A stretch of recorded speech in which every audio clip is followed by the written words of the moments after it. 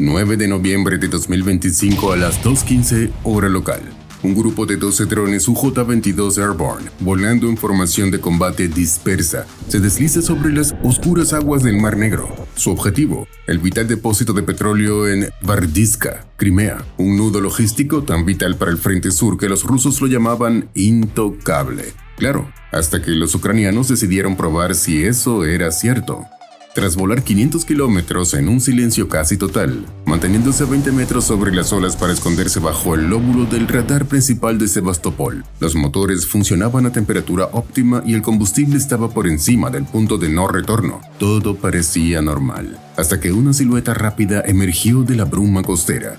El UJ-22 líder, Tavria 1, viró bruscamente a la izquierda mientras una lluvia de trazadores de 14.5 milímetros surgía desde el agua. Una lancha patrullera clase Raptor los había detectado. Su ametralladora pesada KPVT dibujaba líneas de fuego mortales frente a la formación. Las balas pasaron tan cerca que los sensores de vibración de un dron se activaron, pero entonces no tenía pilotos que sintieran miedo. Solo operadores de las SSO que observaban imágenes térmicas granuladas desde búnkeres a cientos de kilómetros de distancia. Lanzamiento de misil. 3 lanzamientos, gritó el coordinador de vuelo en el búnker. La torreta 3M-47 Gipka de la lancha patrullera había cobrado vida, escupiendo 3 misiles Igla-S en rápida sucesión. Era un sistema diseñado para derribar helicópteros, ahora desesperadamente lanzado contra sombras en la oscuridad. Los UJ-22 se dispersaron como insectos asustados, rompiendo la formación. Uno trepó verticalmente, otros 12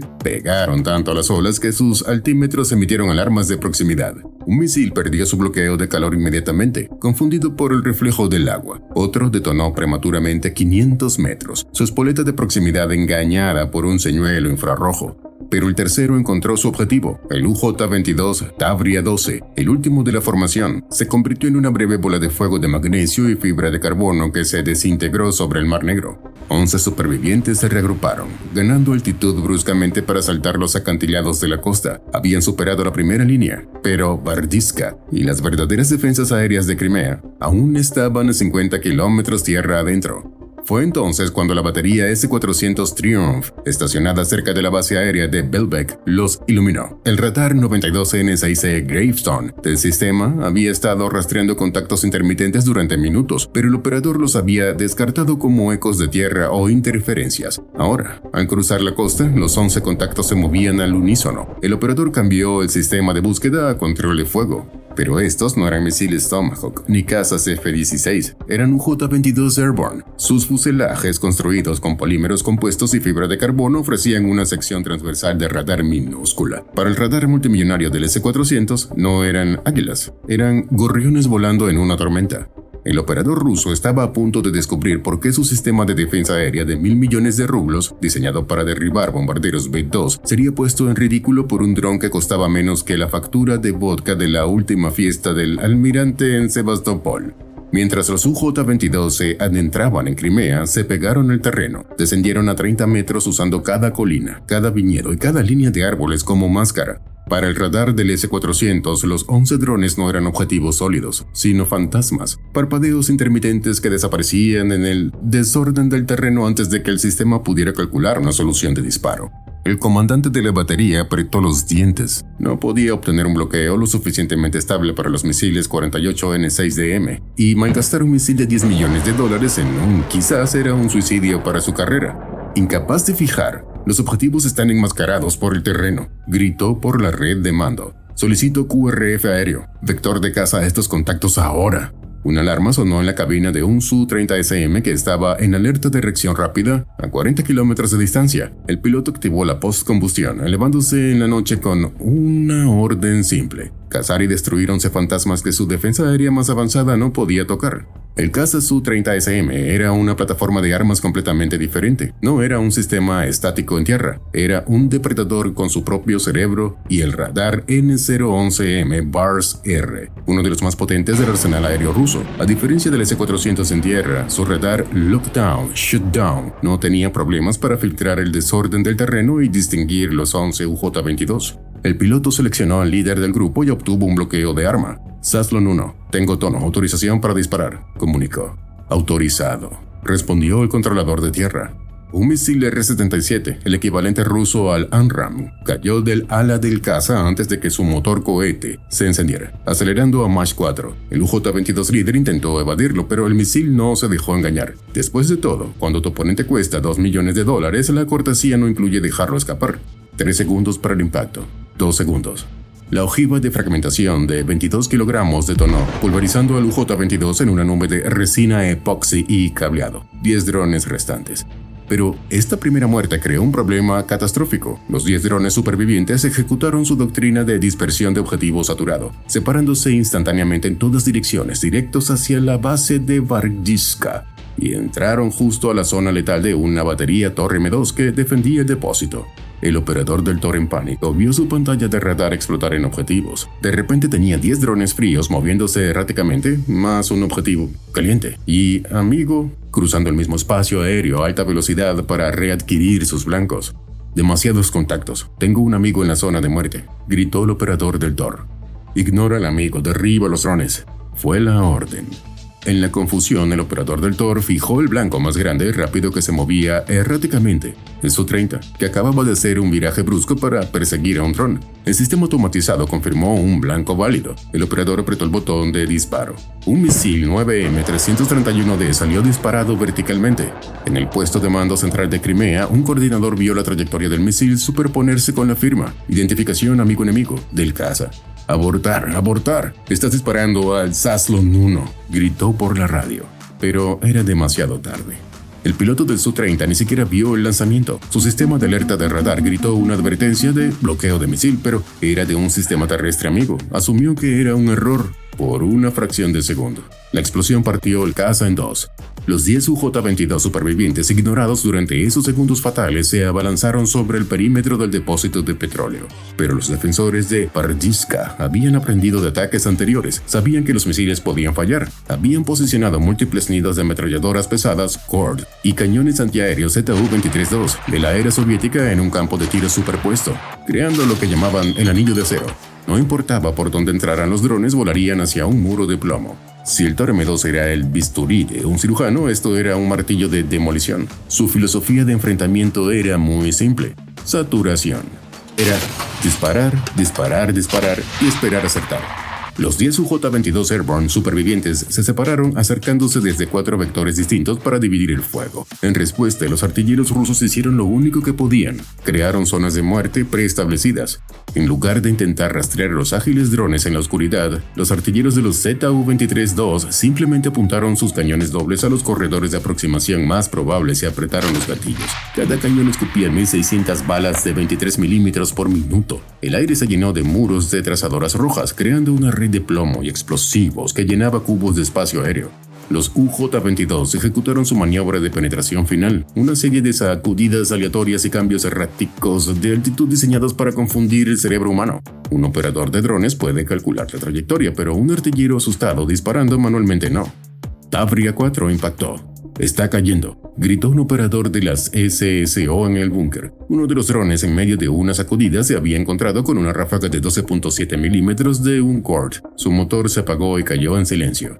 Un segundo UJ-22 tuvo peor suerte. Voló directamente hacia la zona de muerte de un ZU-23. El dron no fue derribado, fue desintegrado. Las balas explosivas de 23 milímetros lo convirtieron en una lluvia de fibra de carbono. 2 drones más fueron alcanzados. Un ala fue arrancada del Tavria 7, enviándolo a girar sin control contra un terraplén. Tavria 3 recibió un impacto en su módulo de aviónica, quedando ciego y mudo volando sin control hacia la noche. 6 drones emergieron al otro lado del muro de plomo. 4 drones destruidos, 10.000 balas disparadas, y los supervivientes ahora estaban dentro del perímetro. Aún no habían alcanzado los objetivos principales, pero la defensa más ruidosa y violenta de Bardiska acababa de ser superada. Las luces de advertencia rojas parpadeaban en el centro de mando del Distrito Militar Sur en Rostov del Don. No era solo Bardiska. Informes confusos de ataques de drones llegaban simultáneamente desde Sebastopol y Shankoy. Cada batería de defensa aérea en Crimea estaba ocupada persiguiendo sus propios fantasmas.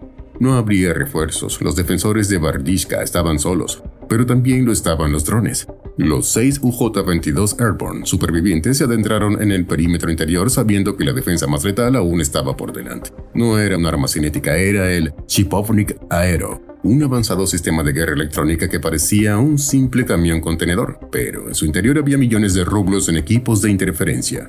Mientras los 6 drones supervivientes se acercaban, el sistema se activó, inundando el espectro electromagnético con interferencias. El Chipovnik funciona inundando las radiofrecuencias con ruido. Imagina intentar tener una conversación telefónica mientras alguien descarga un taladro neumático junto a tu oído. Barrió el espectro de 1.2 a 5.8 GHz, buscando las frecuencias de control que conectaban a los UJ-22 con sus operadores de las SSO a cientos de kilómetros de distancia. Los operadores de guerra electrónica rusos usaron una técnica de barrido y fijación, detectando una ráfaga de telemetría de uno de los drones. En un segundo, concentraron todo su poder de interferencia en esa frecuencia específica, creando un muro de ruido electromagnético. Pero los UJ-22 no usaban un simple control remoto, utilizaban un salto de frecuencia pseudo-aleatorio, cambiando de canal más de 100 veces por segundo en un patrón que solo el dron y el operador conocían. Teóricamente, era imposible de bloquear.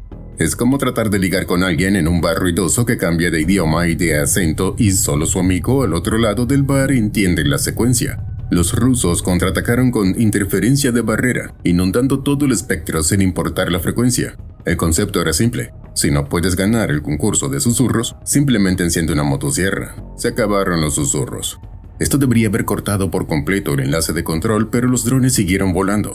En el instante en que perdieron la conexión, los UJ-22 cambiaron a modo autónomo total. Sus sistemas de navegación inercial tomaron el control, comparando las lecturas de un altímetro láser con mapas topográficos 3D precargados de la base. Cada edificio, cada tubería, cada tanque de almacenamiento había sido mapeado. Sabían exactamente dónde estaban sin necesidad de señales externas. Pero la autonomía total creó sus propios problemas. Los mapas 3D de Bardishka tenían 6 semanas. En ese tiempo, los rusos habían erigido una nueva torre de comunicaciones de malla de acero de 40 metros para mejorar la defensa de la base. 2 UJ-22, volando en perfecta formación autónoma, uno al lado del otro, volaron directamente contra la torre que no existía en sus mapas. El impacto fue un destello silencioso de metal contra metal. La fibra de carbono contra el acero nunca termina bien para el dron. 4 supervivientes continuaron. La telemetría de su batería, recibida en la última ráfaga de datos, marcaba un 18%. Los cálculos se volvieron críticos. Suficiente energía para llegar a los objetivos, pero nada para maniobras evasivas. Solo tenían una oportunidad. Mientras tanto, el comandante de la base de Berdishka, observando desde su búnker de mando, se enfrentaba a una decisión imposible. Su batería Tor M2 de millones de dólares acababa de derribar un caza Su-30 de 80 millones de dólares. Sus cañones ZU-23 habían disparado miles de proyectiles, sobrecalentando sus cañones para derribar solo 4 drones. El análisis de costo-beneficio era una catástrofe financiera. Esta no era guerra, era un control de plagas ridículamente caro y con explosivos. El comandante tomó la radio de su escritorio. Todas las patrullas de seguridad. Los objetivos están dentro del perímetro. Fuego a discreción con armas ligeras. También tenía equipos de manpads armados con iglas estacionados en los techos de las estaciones de bombeo. Pero aquí es donde la física se convirtió en la aliada de los drones. Los 4 UJ-22 Airborne supervivientes no volaban a gran altitud, estaban a 10 metros del suelo, navegando a 60 km por hora por los estrechos cañones formados por los gigantescos tanques de almacenamiento RBS-400. Disparar un igla era un suicidio. El buscador de calor del misil probablemente se fijaría en el escape de un generador diésel cercano, o peor, fallaría y golpearía un tanque lleno de combustible, haciendo el trabajo de los drones por ellos. Los equipos de seguridad en tierra, armados con rifles de asalto AK-12 y ametralladoras PKM, recurrieron a tácticas de la Segunda Guerra Mundial. En lugar de apuntar, simplemente llenaron el aire con trazadoras, rezando para conectar con algo. El problema era que los artilleros necesitaban ver el objetivo. Los UJ-22 en su aproximación final ejecutaban sacudidas aleatorias cada 2 o 4 segundos. Justo cuando un soldado creía tenerlo en la mira, el dron se deslizaba 3 metros a la izquierda. Nunca conseguían una solución de disparo estable. Una ráfaga de suerte de un PKM alcanzó el ala del Tavria 5. Las balas de 7.62 milímetros atravesaron la fibra de carbono y destrozaron el servomotor del alerón. El dron giró sin control y se estrelló contra un muro de contención de hormigón, su ojiva intacta. 3 drones restantes, los objetivos principales, el tanque principal y los trenes cisterna, estaban a solo 500 metros. Pero en la guerra moderna a veces la mejor defensa no es un misil sino la química simple. Al sonar la alarma de intrusión en el perímetro, el comandante de la base activó la contramedida final, los generadores de humo TDA-3. Estos camiones, normalmente usados para enmascarar movimientos de tanques en un campo de batalla, cobraron vida, bombeando miles de metros cúbicos de un denso humo blanco. El humo más pesado que el aire se aferró al suelo, un velo espeso que se extendió por el complejo de tanques. El campo de batalla se convirtió en un laberinto fantasmal donde los sensores de millones de rublos se volvieron inútiles. La visibilidad se redujo a 5 metros, los soldados rusos no podían ver los drones, los operadores del SSO no podían ver los tanques, todos estaban volando y luchando a ciegas. La cámara térmica de un J-22 diseñada para ver firmas de calor a través de la oscuridad quedó inutilizada. El humo no solo bloquea la luz visible, sus partículas de aceite mineral y grafito bloquean y dispersan la radiación infrarroja. El enorme tanque RBS-400, que debería haber brillado como un faro térmico, desapareció. Los defensores cambiaron a la saturación de área, disparando ráfagas ciegas de ametralladoras hacia los pasillos de acceso que, según los cálculos, los drones debían usar. Estaban creando muros de plomo en coordenadas específicas, apostando que los drones volarían a través de ellos. Los 3 UJ-22 Airborne supervivientes descendieron a 5 metros del suelo, sus altímetros láser rebotando frenéticamente para evitar chocar contra tuberías y equipos. El denso humo cubrió sus lentes de cámara, convirtiendo la transmisión de video en un inútil borrón gris. Los operadores en Ucrania, observando la telemetría, solo veían estática. Enlace de video perdido en los 3. Estamos volando a ciegas, informó el controlador. Frustrados, los rusos activaron el sistema de interferencia Pole 21, tratando de suplantar el GPS, pero fue inútil. Los UJ-22 ya volaban en modo de navegación inercial, sordos a sus mentiras electrónicas. Los 3 drones restantes continuaron. Las tropas de seguridad en los techos, armados con iglas, dispararon tiros de emboscada hacia el sonido de los motores, pero el denso humo caliente del TDA-3 cegaba los buscadores de calor de los misiles, haciéndolos fallar. Entonces un helicóptero Mi-8 retumbó sobre ellos intentando aplastar a los drones contra el suelo con la estela de su rotor. La táctica falló, pero la ráfaga de aire de 60 km por hora hizo algo que los rusos no planearon. Abrió un claro momentáneo en el humo. Por un instante los operadores de la SSO recuperaron el video parpadeante. Contacto visual, gritó el coordinador. Travia 1, tienes el tanque RBS-400. Travia 2 y 6, a los trenes cisternas en la grada. Ejecuten.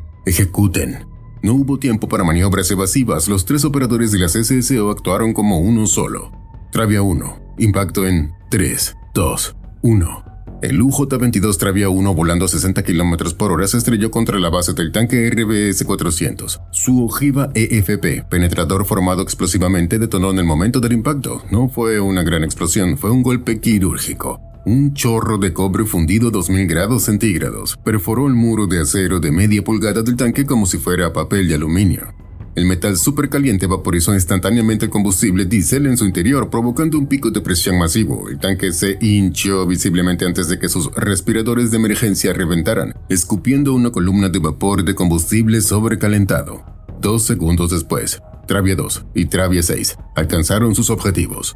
No buscaban penetrar, buscaban encender. Las ojivas termobáricas detonaron sobre los trenes cisterna. La explosión inicial dispersó el combustible de los vagones en una fina niebla de aerosol. Un milisegundo después, la segunda etapa encendió esa niebla. El resultado fue una explosión de aire y combustible que se expandió a 3000 metros por segundo. Creó una ola de sobrepresión aplastante que reventó todas las ventanas en 1 kilómetro y lanzó los vagones de tren por los aires como si fueran juguetes. Pero esto fue solo el comienzo. El río de fuego de los trenes cisterna, ardiendo a 2500 grados centígrados, fluyó por el suelo e impactó la base del tanque RBS-400, que ya estaba dañado y sangraba vapor de combustible. El vapor que se escapaba del tanque principal encontró el fuego del tren. Ocurrió una detonación en cadena. La gigantesca nube de vapor del diésel se encendió una sola vez. La explosión secundaria eclipsó la primera, consumiendo el depósito principal, los trenes y la estación de bombeo en una única bola de fuego que se elevó 300 metros en el cielo nocturno.